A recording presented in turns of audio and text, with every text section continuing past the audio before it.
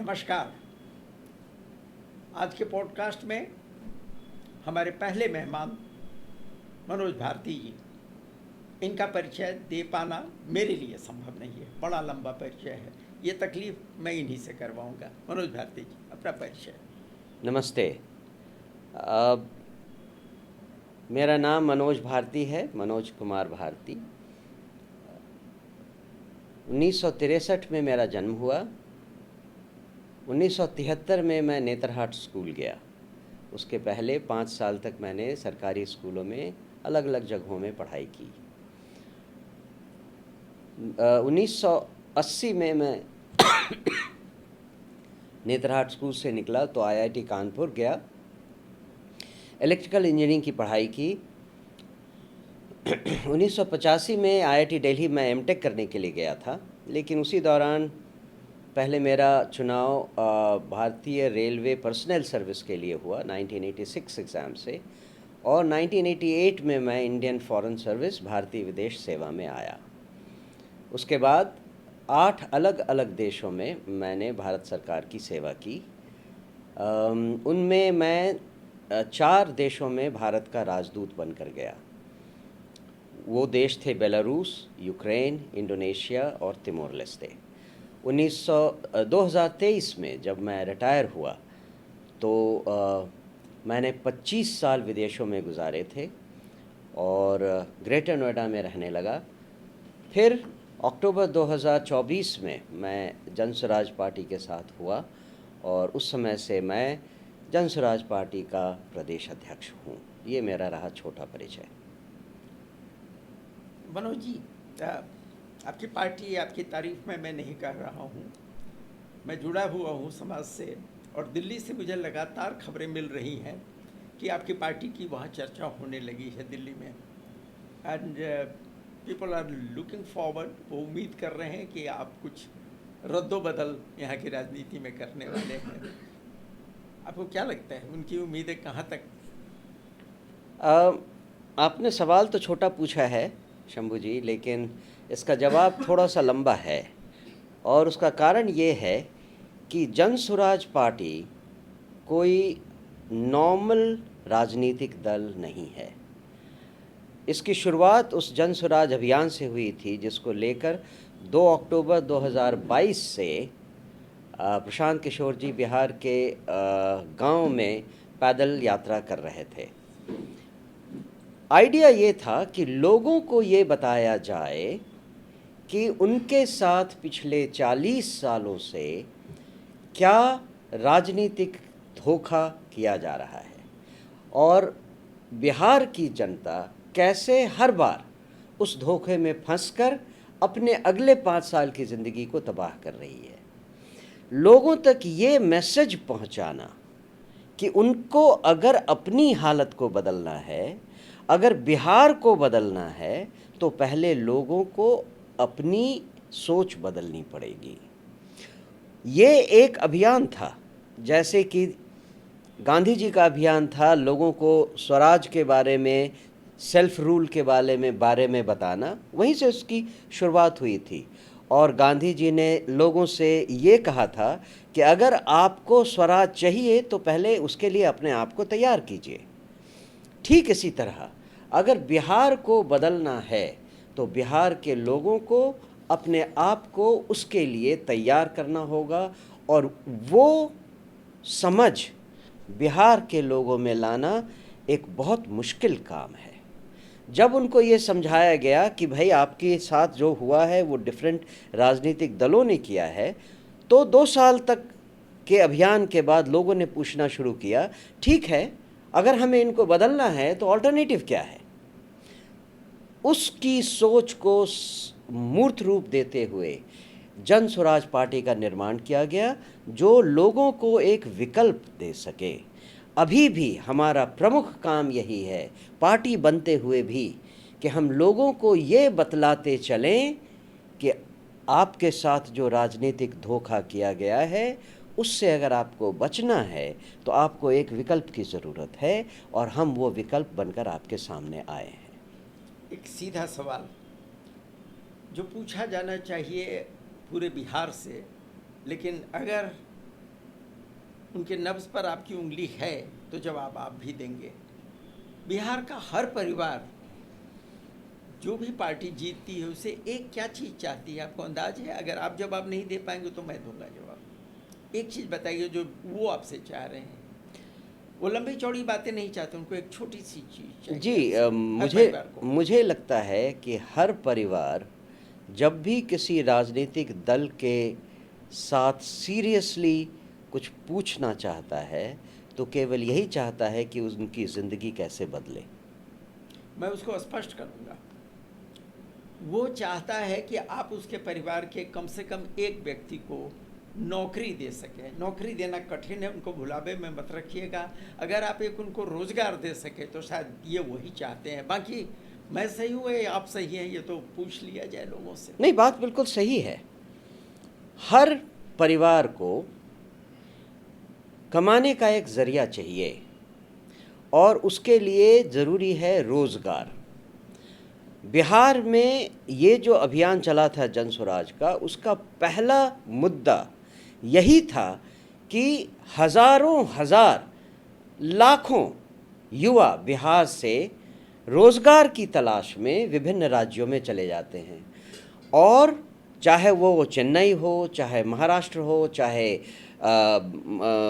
दिल्ली हो, हरियाणा, पंजाब हो, हर जगह जो छोटे मोटे काम करने वाले लोग हैं वो अक्सर बिहार से पाए जाते हैं।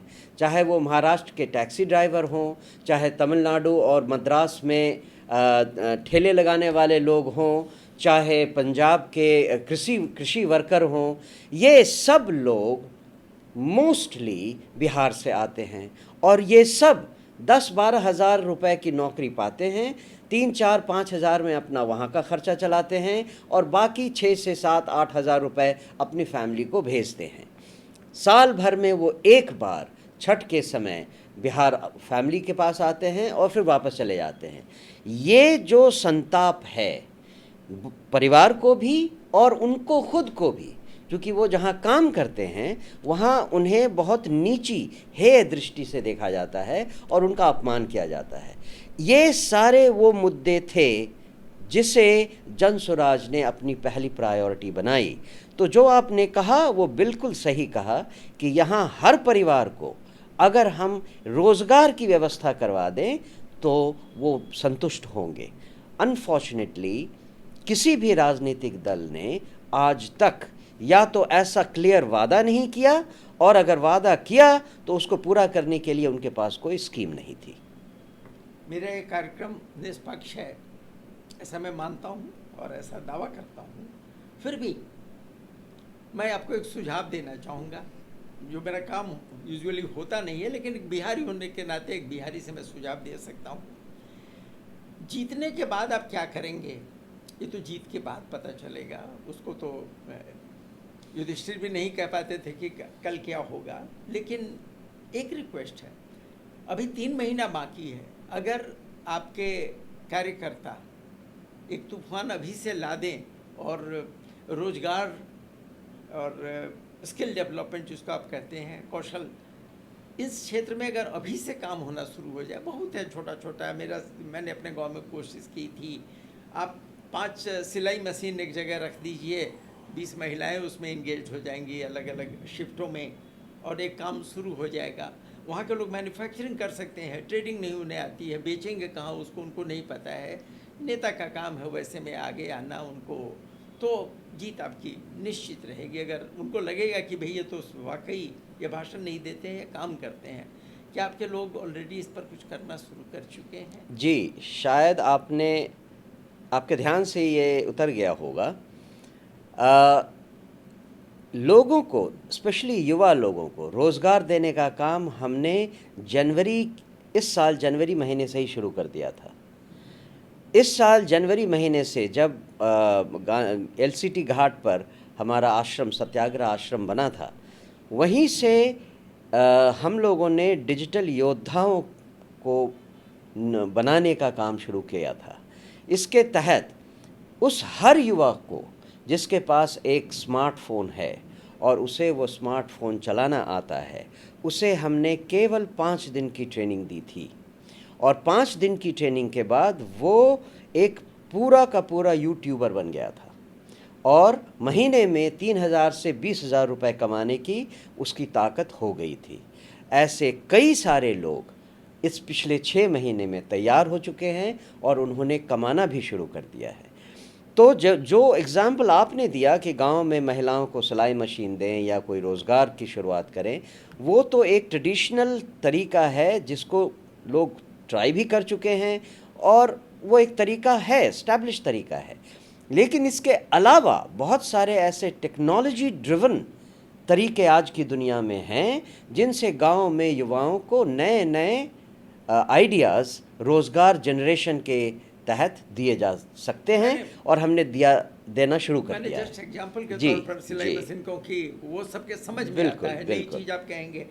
मैं सोशल मीडिया पर एडवर्टीजमेंट रील देखता रहता हूँ। जी हाँ। It's flooded. वहाँ है कि आप पोछा बनाइए, स्क्रबर बनाइए, हवाई चप्पल बनाइए, इसके सैकड़ों की तादाद में रील जी है। जी हाँ। आप एक चीज़ गौर कीजिएगा, ये सब ज़्यादा गुजरात के हैं, अहमदाबाद, बड़ौदा, यहाँ से चलते हैं और वो कहेंगे कि आप इससे लाख रुपया महीना कमा सकते हैं और ये 20,000 से शुरू कर दीजिए मशीन, और मशीन की चिंता मत कीजिए, मशीन हम आपको भेज देंगे, घर पहुँच जाएगा। कच्चे माल की चिंता मत कीजिए, कच्चा माल हम आप, दैट्स द कैच। वो गुजरात का बिजनेस है। उन्होंने अपने यहाँ 500 मशीनें बेच दी, अब 500 लोग कच्चा माल उनसे लेते रहेंगे, हमारा कोई फ़ायदा नहीं होगा जब तक वो कच्चा माल हम न बनाना शुरू करें। और ऐसे में पार्टी, उनके कार्यकर्ता और नेताओं की ज़रूरत होगी। अगर बिहार को ऊपर उठाना है तो जरा बड़े पैमाने पर देखना पड़ेगा कि पैसा यहाँ से जा रहा है दूसरे स्टेट में, और वही स्टेट हमको गरीब कहते हैं, हमारे मज़दूरों को, दिहाड़ी मज़दूर को बिहारी मज़दूर कहते हैं वो।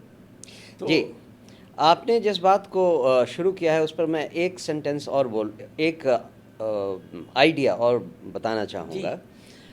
जनसुराज पार्टी के 5 प्रमुख सूत्रों में जो एक सूत्र है वो है महिलाओं को रोज़गार देना।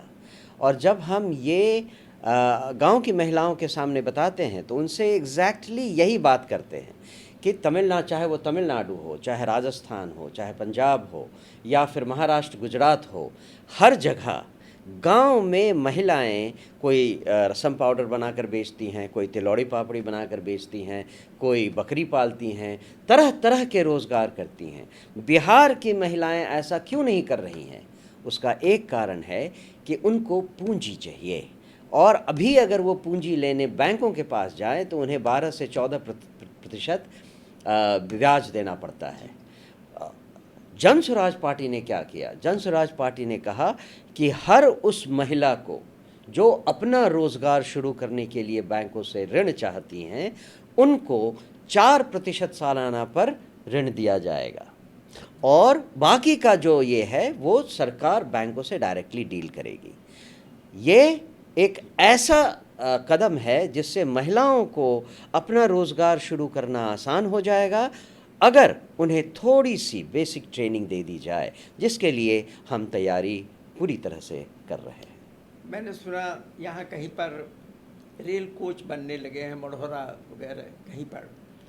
अगर ऐसी 10 फैक्ट्रियाँ बिहार में और आ जाएं, बिहार देखते देखते उन्नत राज्यों में उसकी गिनती होगी।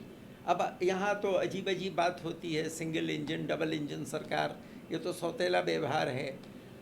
लेकिन आपके मित्र होंगे जो बड़े पदों पर हैं, जो धनाढ्य हैं, वो यहाँ आए और उनको ये इत्मीनान हो जाए कि यहाँ लॉ एंड ऑर्डर का प्रॉब्लम नहीं होगा, उन्हें हरास नहीं किया जाएगा, तो आएंगे यहाँ बिजनेस करेंगे। लेकिन मैं पायलट हूँ, रह चुका हूँ पायलट। आपको बता दूं, ये पटना हवाई अड्डा जो छोटे हवाई अड्डा, पूरे देश के सबसे छोटे हवाई अड्डों में गिनती होती है, जिसका रनवे 6,500 के आसपास है, और आज से नहीं, बाबा आदम के ज़माने से 6,500 फीट ही है। हमेशा सुनता हूँ कि उसको 12,000 किया जाएगा, 12,000। क्या कारण है पता नहीं। बगल में फौजी हवाई अड्डा है, आप जब चाहें एक चिट्ठी लिखने का सवाल उसको कर लीजिए, यहाँ से वहाँ तक मेट्रो बना दीजिए या बस सर्विस कर दीजिए। लेकिन सुनता ही आ रहा हूँ, जब तक हवाई जहाज़ वाले धनाढ्य लोग यहाँ पूंजी लगाने नहीं आएंगे, बिहार तरक्की नहीं करेगा। मैं उम्मीद करता हूँ कि जब आपकी सरकार आएगी यहाँ तो इन बातों पर ध्यान देगी। और मोस्ट अर्जेंट है कि यहाँ एक बड़ा हवाई अड्डा हो, बड़े होटल हो, ताकि जो बड़े लोग यहाँ आएँ, धनाढ्य लोग आएँ पैसा लगाने के लिए, उन्हें आकर्षित कर सकें। यहाँ की सड़कें वगैरह, मेरा कहना है अगर अच्छी सड़क हो तो लक्ष्मी खुद ब खुद चल के आती है। शंभू जी, जो बात आपने कही उसमें प्रश्न भी आपने उठाया और आंसर भी आप ही ने दे दिया है। जी। मैं आपको एक बार पुनः विश्वास दिलाता हूँ कि बिहार में इन्वेस्टमेंट तब तक नहीं होगा जब तक बिहार की कानून व्यवस्था नहीं सुधरेगी और बिहार से भ्रष्टाचार नहीं होगा, नहीं हटेगा। एक छोटा सा एग्जाम्पल यहीं आपके बगल में है। पाटलिपुत्रा में पाटलिपुत्रा इंडस्ट्रियल पार्क बनाया गया कुछ साल पहले।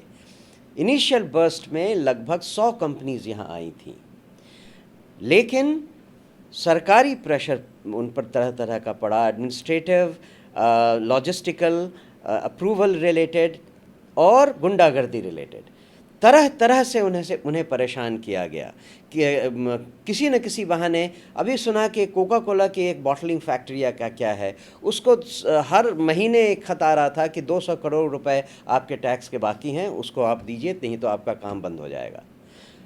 इस तरह से हैरेसमेंट सहकर कितने साल ये इंडस्ट्रियल जोन चला, इसकी आपको बताने की शायद ज़रूरत नहीं हो। आज उनमें से मुश्किल से 11-12 कंपनियां बाकी हैं, बाकी सब इसको छोड़कर भाग गई हैं, और वो सब किसी न किसी तरीके से सरकारी और भू माफिया के कारण हुआ है, क्योंकि ये सारी ज़मीनें अब खरीद कर मल्टी स्टोरेड अपार्टमेंट्स और पता नहीं क्या क्या बनाने की कोशिश की जा रही है। अगर ये हालत रहा सरकार का, ये रवैया रहा सरकार का, तो बिहार में इंडस्ट्रियलाइजेशन को तो आप भूल जाइए।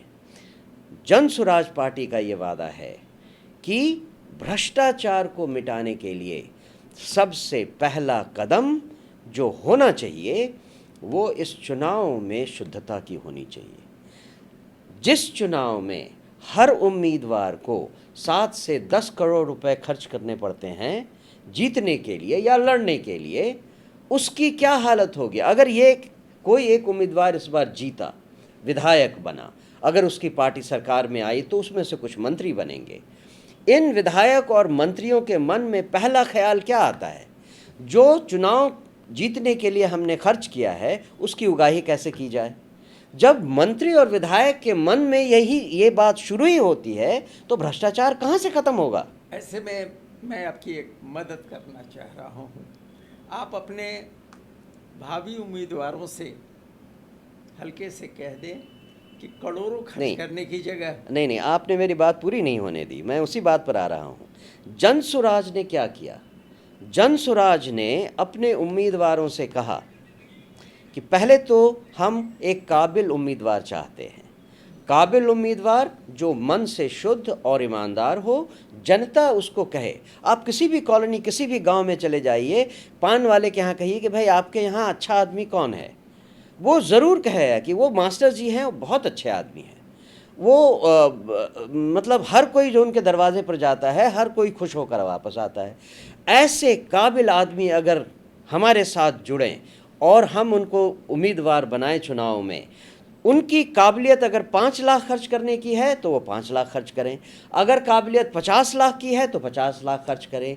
बाकी ऐसे काबिल उम्मीदवारों को जिताने की जिम्मेवारी जन स्वराज पार्टी लेती है, केवल इसी उम्मीद से कि अगर वो हमारे विधायक बने और अगर हमारी सरकार बनी और उनमें से कुछ मंत्री बने तो उनके दिमाग में ये भ्रष्टाचार का कीड़ा जन्म नहीं ले। और हम मानते हैं कि सब लोग युधिष्ठिर और ये नहीं हो सकते, लेकिन फिर भी कम से कम अगर ऐसे लोगों की तलाश जारी रही तो अगर सरकार बनी तो हम वादा करते हैं कि 3 महीने के अंदर बिहार में भ्रष्टाचार का लेवल इतना कम कर देंगे कि लोगों की आम जिंदगी में उसका असर दिखाई देने लगेगा। बिहार का अभिशाप है जातिवाद, और लोग ऐसा मान चुके हैं कि ये कैंसर है, इसका इलाज नहीं हो सकता है। बस मुझे ऐसा लग रहा है कि आपकी पार्टी विश्वास करती है कि आप जातिवाद को ख़त्म कर देंगे। अगर ऐसा आप करेंगे तो यह एक आश्चर्य होगा और आप साधुवाद के पात्र होंगे। क्या आपको लगता है सचमुच कि आप कर पाएंगे? जी, ये बहुत सही सवाल है और इसका उत्तर भी बहुत संक्षिप्त ही है। वो ये कि बिहार में जातिवाद है, ये थोड़ा बढ़ा चढ़ा कर कहा गया है। जातिवाद देश के किस राज्य में नहीं है? हर जगह जातियों की कुछ न कुछ परंपरा रही है। बिहार में इसे राजनीतिक दलों और राजनीतिक नेताओं ने अपने अपने फ़ायदे के लिए बढ़ा चढ़ा कर इस्तेमाल किया है। जनसुराज पार्टी लोगों से केवल इतना कहती है कि आप अगर पैदा हुए हैं तो किसी न किसी जाति में तो पैदा ज़रूर होंगे, लेकिन क्या जाति के नाम पे जो आप इतने सालों से किसी के पीछे रहे हैं, धर्म के नाम पे आप इतने सालों से किसी न किसी के पीछे रहे हैं, विचारधारा के नाम पे आप किसी न किसी के पीछे रहे हैं, क्या उनसे आपको पिछले 40-50 सालों में कोई विकास दिखाई दिया? आपको अपने बच्चों के भविष्य के बारे में कोई रास्ता दिखाई दे रहा है? और अगर नहीं तो जातियों और धर्म के आधार पर जो आप किसी के फॉलोअर बनते जा रहे हैं वो मत कीजिए। उसके बनिस्पत आप अपने और अपने बच्चों के भविष्य को सोचिए और उसके बारे में कोई एक ऐसा विकल्प ढूंढिए जो आपको आपके बच्चों के भविष्य के बारे में चिंता करता हो या आपके रोज़गार के बारे में चिंता करता हो। उनके साथ आप एक बार कोशिश कीजिए।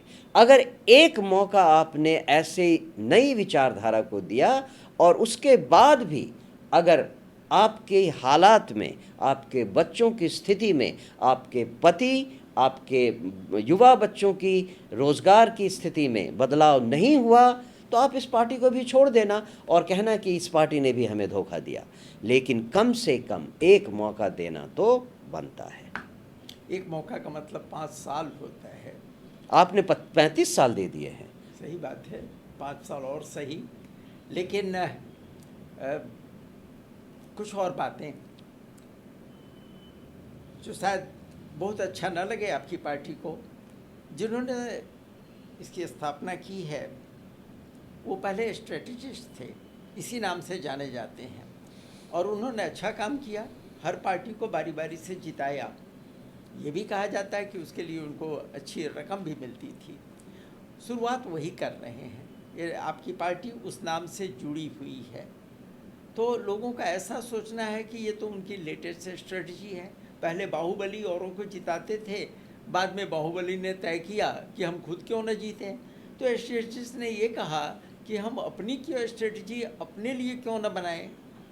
जैसा भी है, कोई हर्ज भी नहीं है, कोई मना भी नहीं करता है कि आप राजनीति में नहीं आ सकते हैं। 3-4 इलेक्शन करा के आपने देख लिया और जो ठीक लगता है आप कर रहे हैं। हमारा ये पॉडकास्ट चैनल, मैं यही नाम देना चाहूँगा, हम इंतज़ार करेंगे आपके जो सबसे बड़े नेता हैं जिन्होंने इसकी स्थापना की है, हम उनका भी यहाँ इंतज़ार करेंगे और आपके सारे कार्यकर्ताओं को, जिन्हें आप उम्मीदवार के रूप में देख रहे हो या नहीं देख रहे हो, यहाँ स्वागत है। हमारा कोई कमर्शियल चैनल नहीं है जो देख करके कि कमर्शियली कौन ठीक रहेगा। हम सबको बुलाते हैं और आप उन्हें बहुत इत्मीनान से यहाँ भेज सकते हैं। I am just phone call away. 9810016916 पर मैं हमेशा उपलब्ध रहता हूँ और जो भी आएंगे 1-2 दिन के अंदर उन्हें हम मौका देंगे कि वो अपनी बात कह सकें, अपनी पार्टी के लिए और अपने लिए वोट मांग सकें। और अंत में आपको बिहार की जनता से इस आगामी चुनाव से संबंध अगर कुछ कहना हो तो आप चाहें तो 1-2 लाइन कह सकते हैं उनके प्रति। बिहार की जनता आपके सामने। पहले तो मैं आपकी बात से ही शुरू करूंगा, जो आपने कहा प्रशांत किशोर जी के बारे में। उनका पास्ट आपने अच्छी तरह से बताया। वो एक स्ट्रैटेजिस्ट रहे और अब उन्होंने कई बार बारंबार ये बात कही है कि हमें अब जनता को सलाह देना है। हमने राजनीतिक नेताओं को सलाह दे दिया, अब हमें जनता को सलाह देना है। और जनता को सलाह देना, जनता को संदेश देना, यही काम उन्होंने अपनी पदयात्रा से शुरू किया था। पदयात्रा से कैसे पार्टी बनी इसके बारे में मैंने आपसे पहले बताया। आपने कहा कि क्या गारंटी है कि वो एक अन्य बाहुबलियों की तरह अपनी पार्टी ले बनाकर केवल शासन क्यों नहीं पाना चाहते हैं।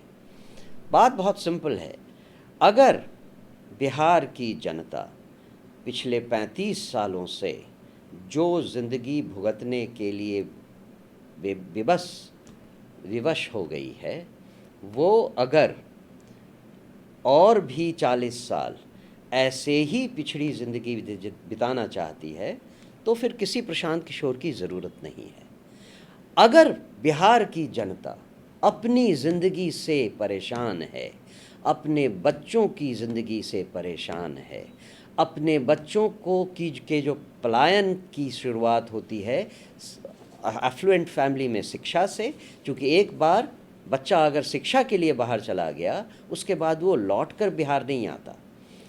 तो वो जब एफ्लुएंट फैमिली के यंग माता पिता जब अपने बच्चों को बाहर भेजते हैं ये सोचकर कि एक दिन ऐसा आएगा कि बच्चा हमारा वापस आएगा, बड़े बड़े बंगलों बनाकर रहते हैं, उन सारे बंगलों में आज ताले लगे हुए हैं क्योंकि उनका बच्चा कभी वापस नहीं आता। और गरीबों का तो कहना ही क्या, वो न तो शिक्षा पाते हैं अच्छी यहाँ बिहार में, न ही रोज़गार पाते हैं, और एक बार रोज़गार के लिए बाहर चले गए तो उनकी ज़िंदगी वैसे ही नरक हो जाती है। इन सारी सिचुएशंस में अगर आपको अगले 40 साल भी बिताना है तो ये आपकी मर्ज़ी है, लेकिन अगर आप अपनी और अपने परिवार की, अपने बच्चों की हालत में कोई सुधार करना चाहते हैं तो आपको एक नए विकल्प की ज़रूरत है।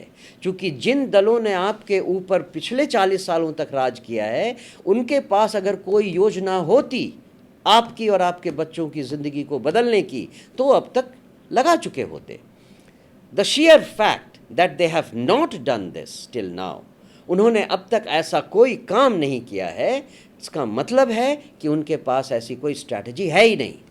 हम एक नया विकल्प जन स्वराज पार्टी आपसे कहती है कि हमारे पास ऐसी स्ट्रैटेजी है जिससे कि आपकी ज़िंदगी में सही बदलाव आएगा, आपके गांव में नया सुधार होगा, आपके बच्चों को यहीं रोज़गार मिलेगा। तो एक बार ट्राई करके देखने में क्या हर्ज है। नमस्कार। नमस्कार, बहुत बहुत धन्यवाद। और ये पहला इंटरव्यू था आपका इस चैनल पर, आखिरी नहीं। आप यहाँ बार बार आते रहेंगे और आपके कार्यकर्ताओं का यहाँ बहुत बहुत स्वागत है। वो जब चाहे इत्मीनान से आ जाएं। बहुत बहुत धन्यवाद।